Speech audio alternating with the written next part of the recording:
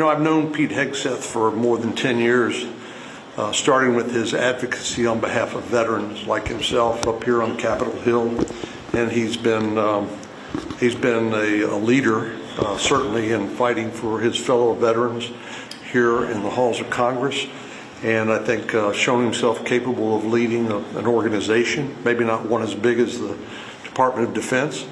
But what I told him is that the thing that I'm most concerned about as the son of a World War II veteran is that we are not deterring the various threats to our country and to peace and security that we need to be paying attention to, and that's China, Russia, and Iran, North Korea, and it is a dangerous situation. So interested obviously in what he would do at the Pentagon.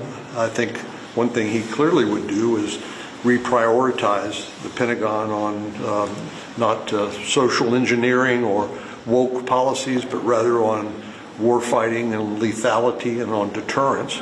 And to me, the ultimate goal of the Department of Defense is to prevent wars. And the only way you do that is by peace through strength. Did you address any of the sexual misconduct allegations against him, the financial mismanagement that people have accused him of? Did that come up in your conversation?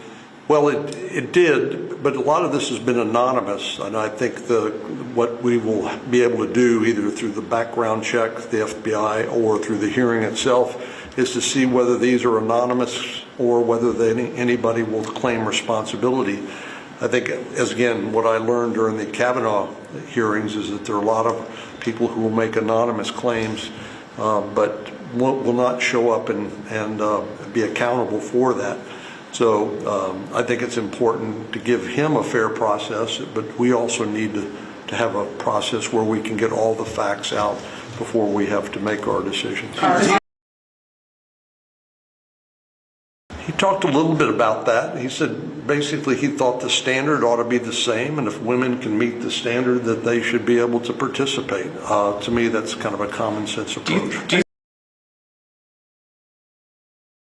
I will support Pete Hegseth, as I always say, barring any unforeseen circumstances. But I've known him a long time. I was satisfied with his answers, and I think this is going to be a hard process on him and his family, and some of it will be enormously unfair. But I respect his willingness to give up a nice cushy job at Fox in order to serve the nation and the military that he has devoted a large percentage of his life to.